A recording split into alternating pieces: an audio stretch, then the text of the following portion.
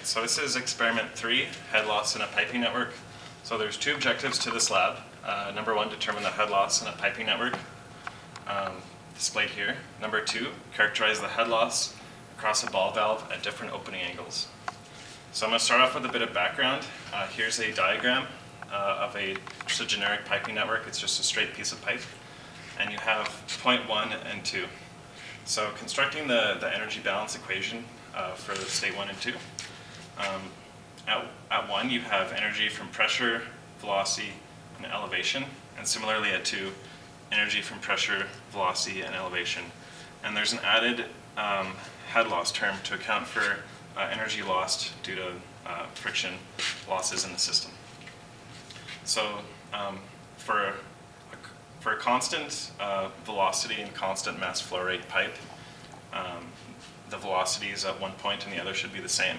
Another subtle thing is that these kinetic energy coefficients have to be the same. That means the flow profile is the same. What that means is that you can just cancel out the velocity terms. So you're left with only the pressure and elevation. So you can reconstruct this, bring the pressure and elevation to this side. So P1 over gamma, which is represented by this height. So this point here to the static column of water, to the top of the static column of water, is the pressure head in terms of length units. And this, from this datum to this point, is the elevation head, and similarly at 2. So the pressure head plus the elevation head at 1 minus the sum of the pressure head and the elevation head at 2 is exactly your head loss, experimentally, in this lab. You can also predict the head loss based on empirical means. So head loss is broken down into major and minor components. Major components are a function of the overall length of pipe, so pressure drop or head loss across overall lengths of pipe. It's a function of friction factor, length over diameter, times v squared over 2g. So for this lab, for the friction factor, assume smooth for determining friction factor. So those are major components. Minor components are a function of all the bends and tees and fittings in the piping network. So every time the flow goes through a constriction or a turn, there's an associated KL or loss coefficient associated with that. So with that in mind, I'll demonstrate how you determine the experimental head loss in the experimental apparatus. So step 1, turn it on. Being mindful not to overflow the reservoir.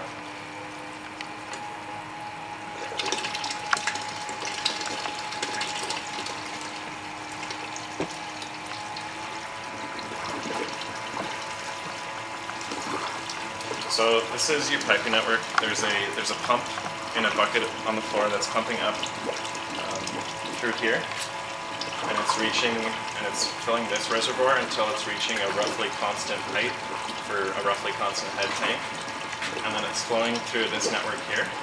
And what we're concerned about is everything between the pressure measurements. So this is point 1 for us, state 1, and this is point 2. So you can see that there's a column of water here. So this would be your pressure head, and then measured from the table to this point would be your elevation head. So in this lab, that's exactly what you're going to measure. So you're going to pick a common datum, like the table. You're going to measure from the table the height of this column of water, record it, and similarly measure this height of this column of water, and record it. So that the difference in those heights will give you directly your experimental head loss. But since in this lab you're also want to determine the theoretical head loss, you're going to use the flow rates. So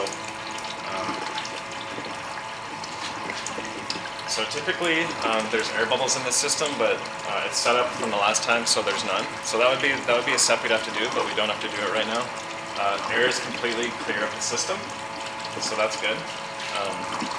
But you need to measure the flow rate. So to do that, come over to the laptop here, and there's two flow rate sensors in the flow network, and they're impeller type flow rate sensors, so as water flows through them, they're spinning, and they're giving off a signal which we're going to measure. So to do that, this button on the top left to gather data. So this is currently gathering a lot of data. Wait a few seconds and hit calculate, which just averages the data. And the readouts are on frequency. So they're not flow rate, they're frequency. You need to take a calibration curve, which will be provided to you. And in this calibration curve, the input will be frequency, and it's a linear function of flow rate. So you can use this chart to determine flow rate, or the equation displayed on the chart will be easier to use.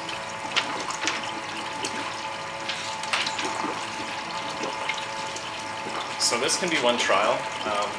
We can start right now for objective 1. So I'm going to start by measuring this pressure, this elevation at plant.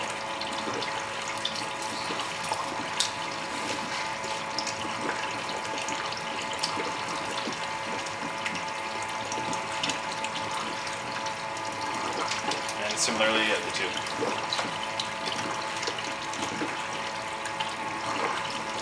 If it's fluctuating, take the average value, approximately.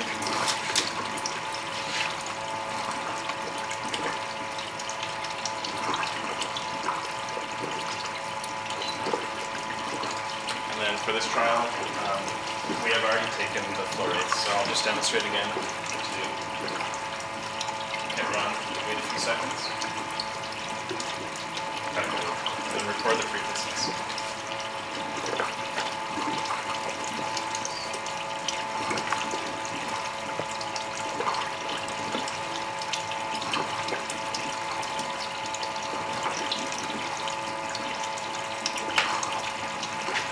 And since this flow network's already set up, you're not going to change these.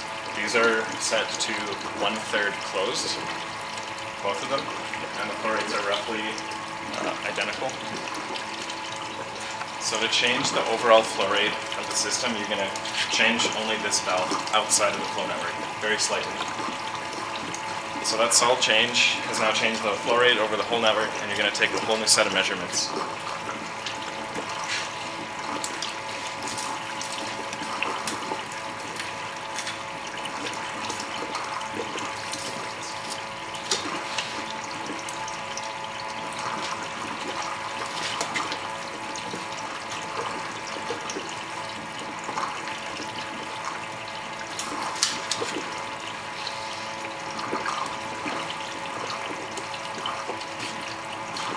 Same thing, flow rates.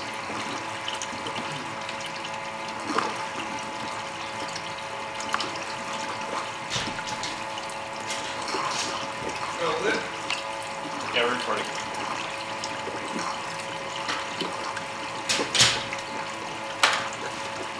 Alright. So trial 3, that was trial 2. Just gonna change the flow rate.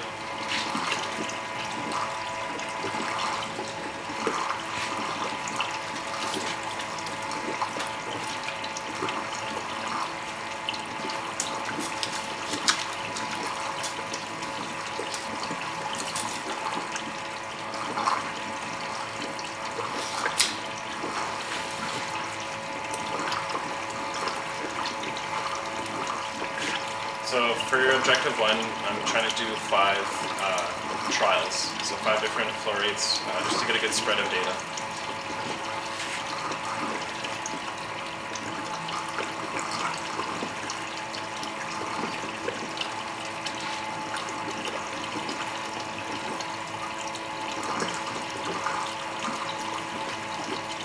So 2 more.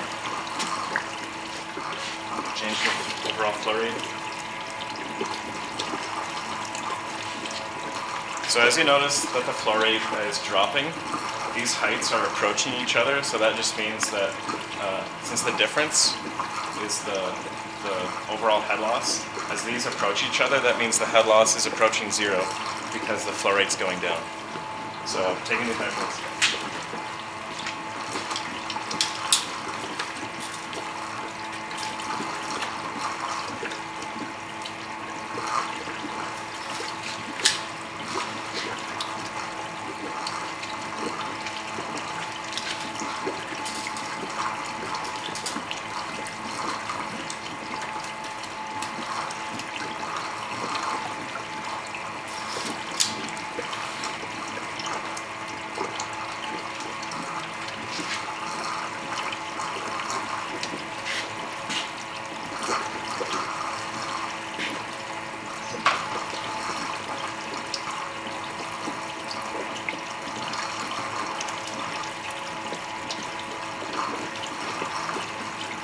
So you might notice that this one's not changing very much over the experiment.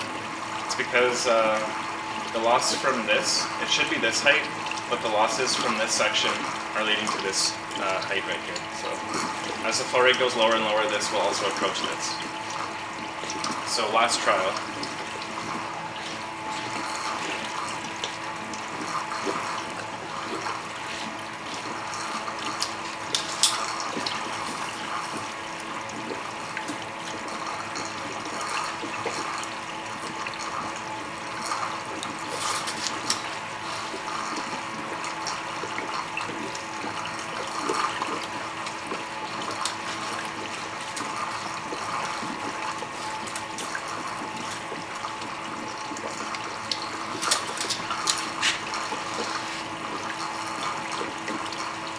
Last set of flow rates.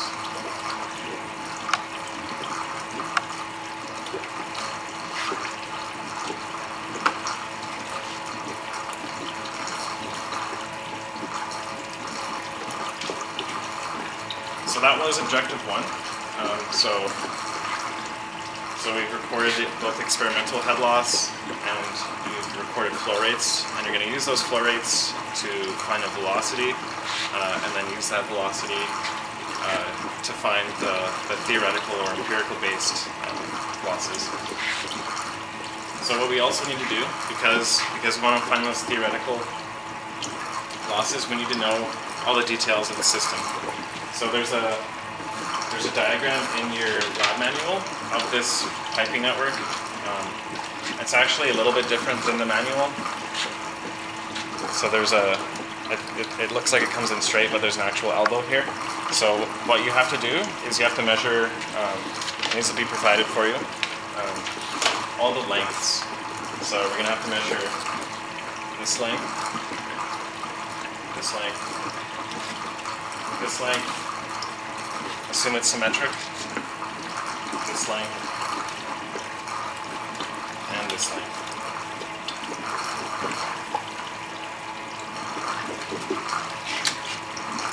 And you don't have to be too worried about utmost accuracy and precision, because the error between the center to center and the overall is not that much, so you can just measure the overall lengths. And you also need to know the inner diameter of the pipe. So to do that, we're going to use these calipers.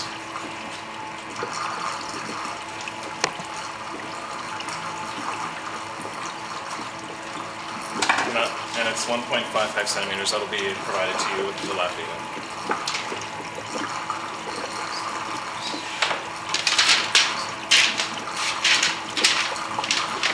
So now I'm just going to record all the lengths.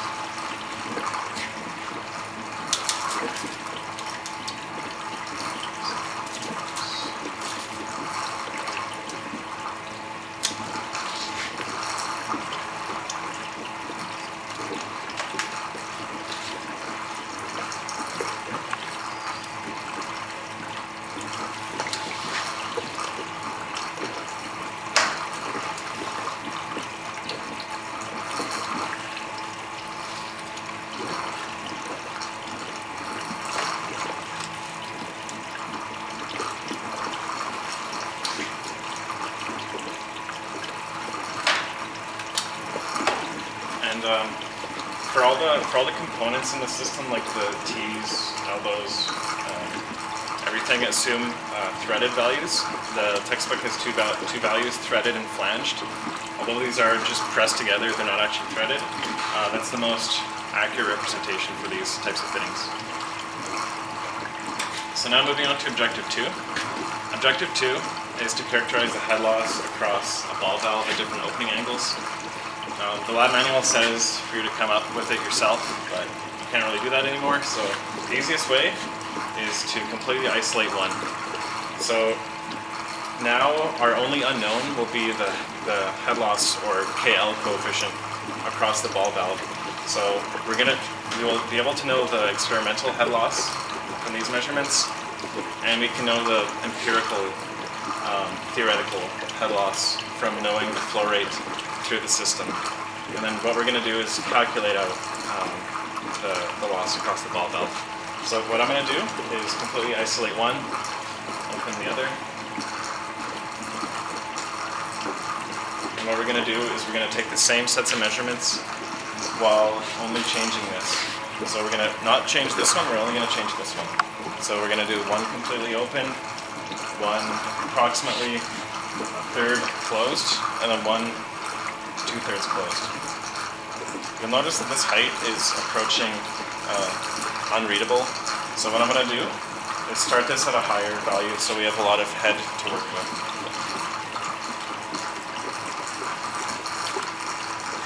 So this is sufficiently high. What this means is the flow rate isn't very high throughout the system, and it's just going to go, the flow rate isn't very high, and then the head loss isn't very high because these heights are getting closer. And as we close this valve, because it's within the system, we're introducing losses, and this will go down. So I'm going to start my measurements. I'm going to start fully open.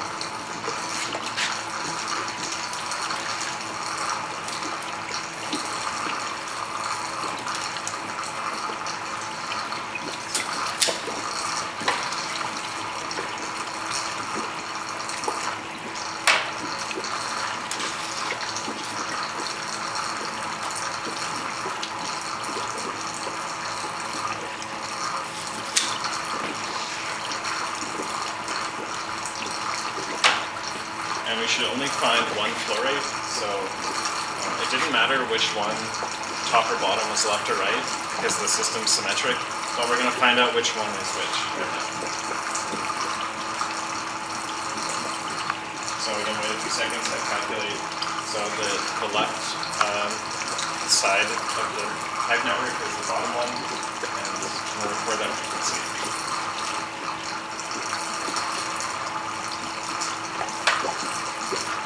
Now that's 100% open, so I'm going to move to 66% open, or 1/3 closed.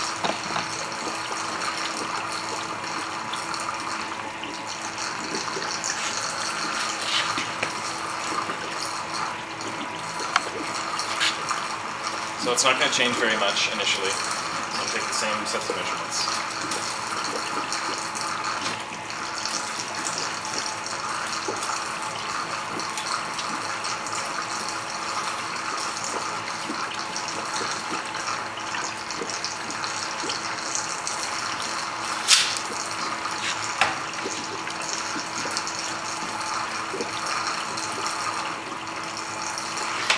Frequency.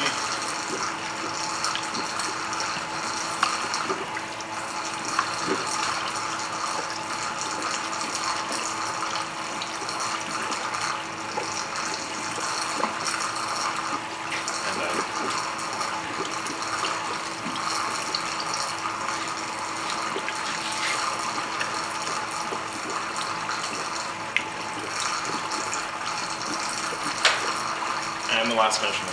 So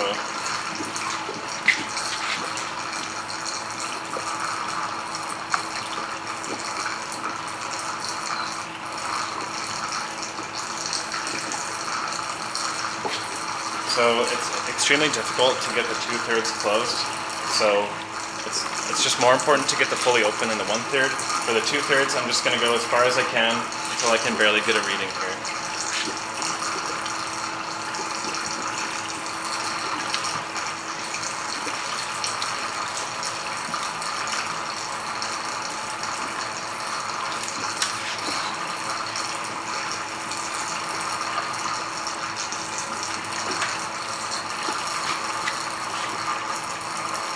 And as you can see, the flow rate is so low, this is almost to the reservoir height.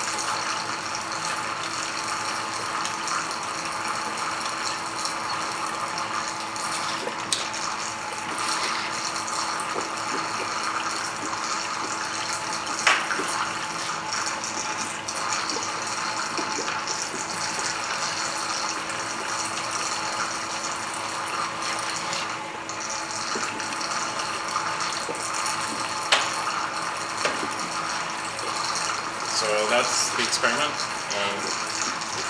We measured the length of the system, the diameter of the system. We've done 5 trials measuring flow rate and elevations, and then we've also done 3 trials for just the ball valve within the system. So yeah, that's the experiment. So that's all. Thank you.